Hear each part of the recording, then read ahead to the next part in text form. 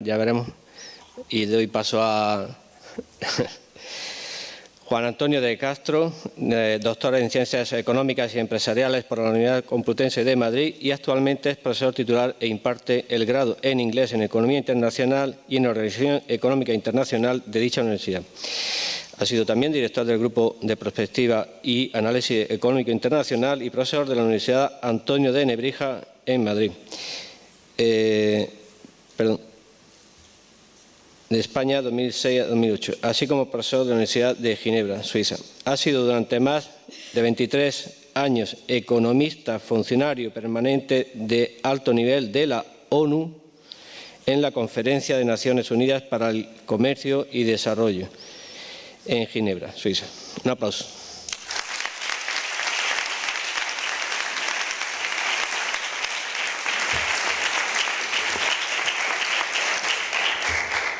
Bien, estamos un poco al final de la mañana y no quiero cansar, de verdad. Lo que sí quiero, lo primero, es agradecer de verdad a Liberum, a Nandi, a Luis, a Alexis, a todos el haber organizado este evento, el invitarme, el atraerme aquí. Yo la verdad es que lo que sentí cuando visité, y esto lo tengo que comentar porque es una experiencia personal también, ¿no?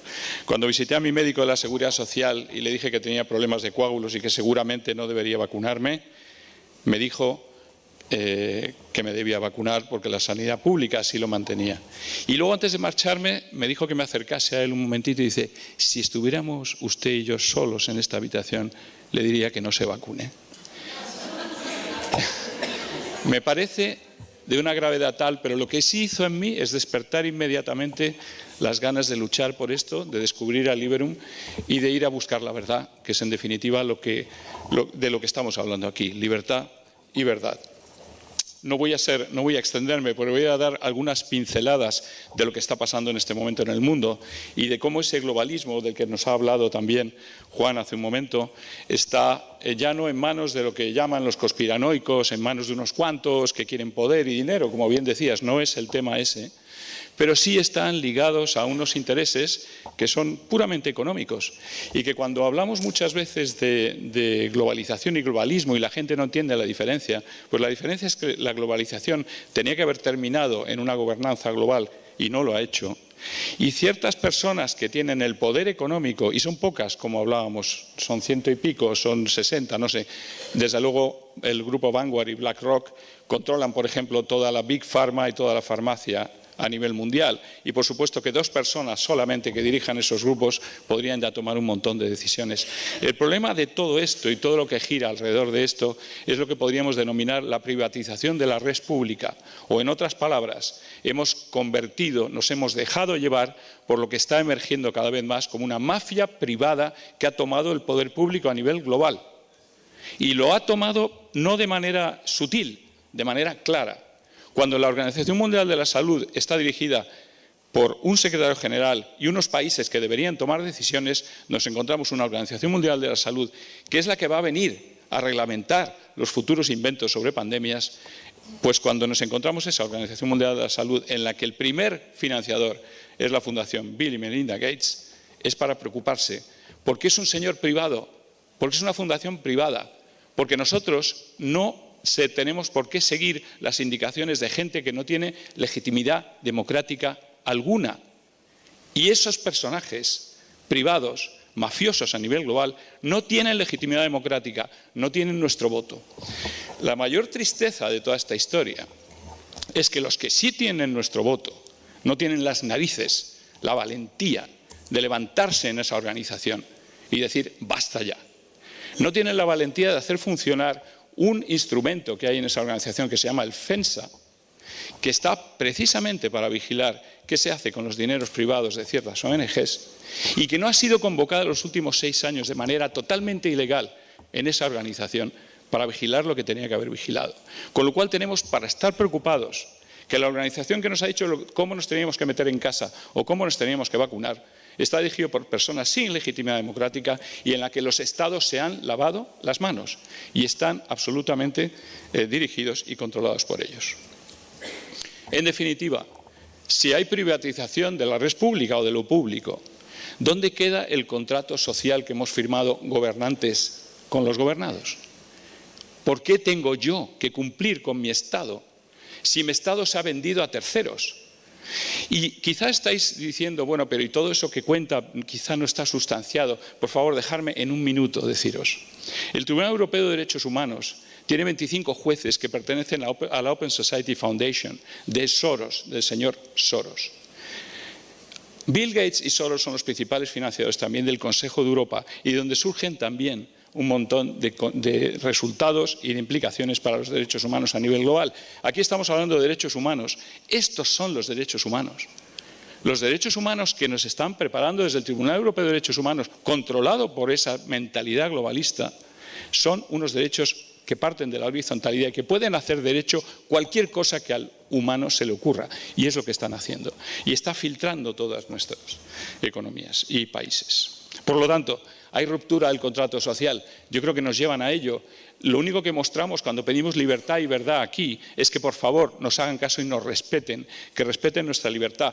Porque empezamos a pensar que son de verdad un grupo de mafiosos y un grupo que está realmente amenazando totalmente nuestras libertades. El totalitarismo del globalismo es más que evidente en esas organizaciones.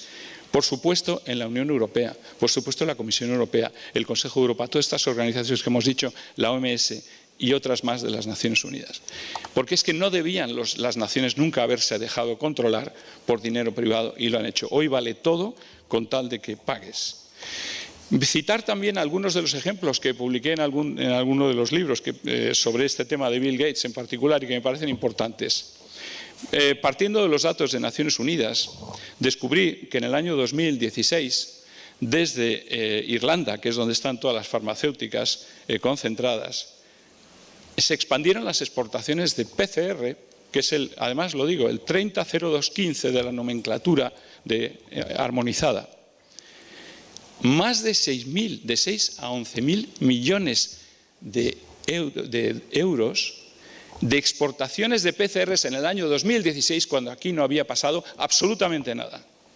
Y que fueron a Estados Unidos y demás. Esos datos son de Naciones Unidas, los he elaborado yo y los he publicado en un libro. Pues hasta ahora, silencio absoluto. Habrá que investigar. ¿Por qué? ¿Por qué en la página de Moderna el señor Bill Gates se habla de un contrato que hizo en el 2016 hasta el 2022 por valor de 20 millones de dólares ampliables a 100 millones para desarrollar el mRNA mensajero aplicable a humanos? Así se explica en la página web de Moderna. No estoy inventando nada, no son conspiranoias. ¿Por qué empiezan 3 años antes a experimentar, a meter tanto dinero y a darle una licencia sobre las vacunas no exclusiva? También lo pone en la página. Entonces, que yo cada vez que cito estas cosas en la web o en entrevistas se me quite la entrevista o se borre o se censure, tiene también implicaciones en cuanto al totalitarismo que vivimos. Es esa censura de la que estamos hablando. YouTube es un grupo privado y no está por encima de la Constitución española. Mi gobierno en este país, si le puedo llamar mi gobierno, no tiene las narices de enfrentarse a un privado que viene a romper la Constitución y mis derechos de decir lo que me dé la gana, siempre que no difame o actúe de manera penal. Por lo tanto, lo que está pasando también, y ese totalitarismo se traduce en que no paran a esas redes sociales que se han convertido en el elemento totalitario y sin control. Y por lo tanto, ¿de qué pedimos que se respete la Constitución si los primeros que no la respetan son los políticos que no intervienen para parar a esas redes totalitarias, ¿no? ¿Qué decir? Los medios, la Fundación Bill Gates compra prácticamente todos los medios. ¿Sabe alguien que 51 millones de dólares los ha puesto Bill Gates en la BBC? ¿Qué va a decir la BBC sobre vacunas? ¿Qué va a decir Die Welt? ¿Qué va a decir El País con sus 2 millones? ¿Qué van a decir Bloomberg? Y sigo, y los globalistas controlan prácticamente todos los medios a nivel internacional.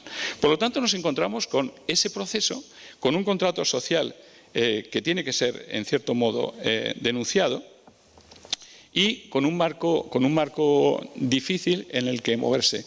Yo, la verdad es que aprecio muchísimo todo lo que se ha dicho aquí, Me ha gustado muchísimo las palabras de humildad que tenemos que tener.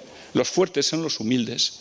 Los fuertes son precisamente no las víctimas, sino los actores, que tenemos que pasar de ser de víctimas a actores, que tenemos la razón porque tenemos la verdad por delante y que la tenemos que imponer. Tenemos que obligar a que las naciones vayan a estas organizaciones y denuncien que ya no trabajan para los países, sino para intereses particulares. Y esto hay que decirlo, hay que repetirlo en todas partes, nos cierren o no nos cierren los micrófonos, ¿no?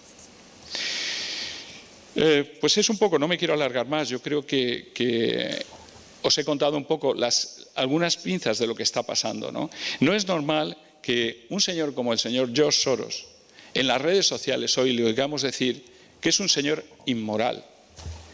La persona que es capaz de declarar que es inmoral no debería ser recibido por nadie, y menos por nuestro presidente Sánchez el día que llegó al poder.